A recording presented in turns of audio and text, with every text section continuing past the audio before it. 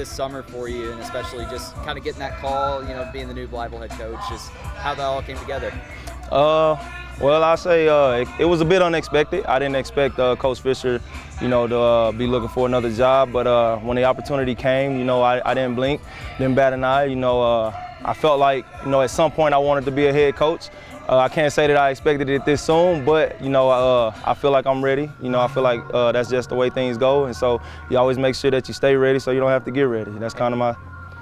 Absolutely. For it to be at a place like Blytheville, a place that you're very familiar with, just what does that mean to you? Just looking from all the way back in high school days all the way up to now. Man, it's great, man.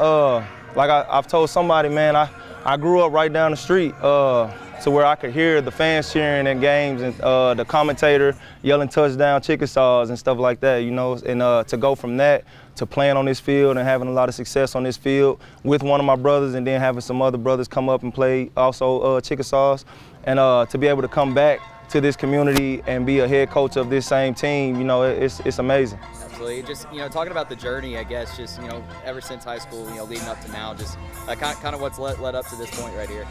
Man, it's been great.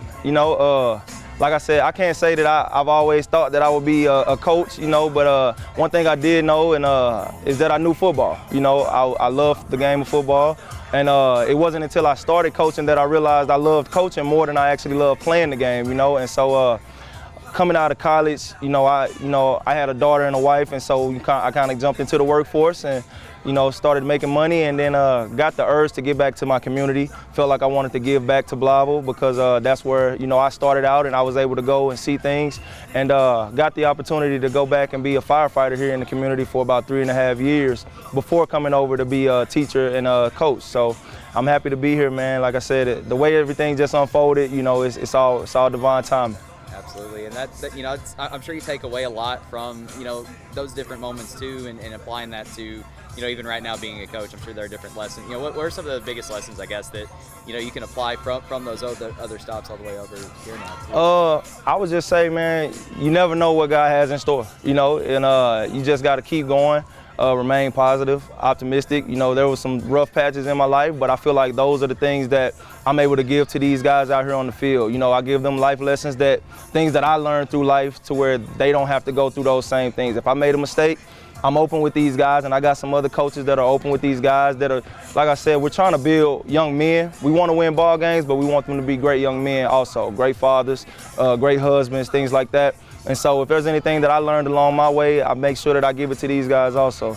Absolutely, that feeds in perfectly. I was going to ask about just kind of the biggest goals that you have for this program as a whole, and then just what you've seen out of these guys so far just over the course of the offseason. Man, so the biggest goal I would say, man, we definitely want to win. And I tell these guys, most people say the ultimate goal is to win a championship. And I tell them, don't set your sights on winning a championship. Set your sights on doing the little things right today.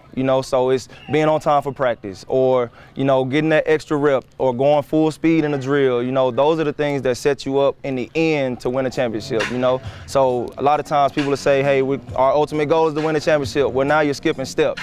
And so they come up short most times. So that's what I've been reiterating to these guys is let's just focus on the little things. Let's be, good young men in the community. Let's set a positive environment, that's conducive to winning. And the offseason, man, these guys jumped in when they found out I got the call. They were ecstatic. They were excited because I had 2 years to build relationships with these guys, one as the assistant coach and one as a defensive coordinator.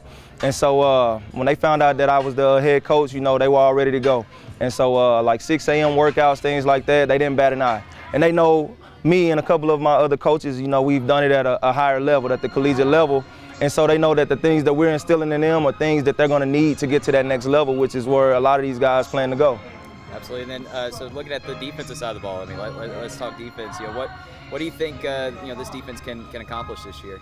Oh man, I think they have the potential to be really, really great. I think they have the potential to open a lot of eyes. Last year we had a lot of sophomores that needed to start. We had a lot of guys that had to get some experience fast. And on the bright side is that this year, they're a little bit more experienced. They saw a lot of things. They were able to get equipped to the speed of the game and things like that coming up from junior high. And so a lot of those guys made some big plays last year. So getting a little bit more knowledge and understanding under their belt, I think that'll allow them to play a whole lot faster. So we're definitely going to use our speed. You know, we're a fast team. And like I said, you compound that with a greater knowledge of the game, and, you know, it's only success. It's only up from there, you know. Absolutely. And same question just for the offensive side of the ball.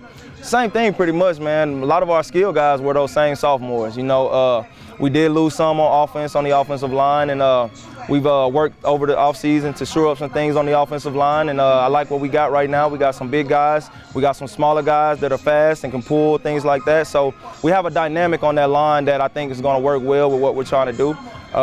We have a great group of wide receivers that in any given moment, one of them can make a big play, you know. And we have an experienced quarterback. This is third year, going into his third year. He started as a freshman, you know, so he's got a lot of experience under his belt. So I'm looking for him to have a breakout season this year also. And then you know what we have at running back. We have two of the best running backs in the state. Probably, arguably the best tandem running back group in the state, you know. And so they're both seniors, and you know, they're chomping at the bit to get out here for their senior year and, you know, show people what they've been working on. Absolutely, Coach. Well, anything else you want to add about this group, or anything I might have forgotten to mention?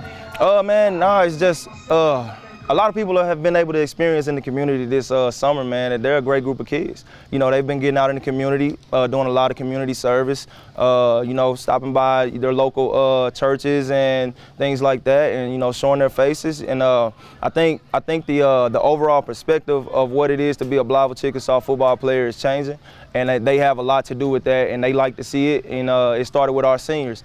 And so I would say Blytheville Chickasaws is on the uptrend right now.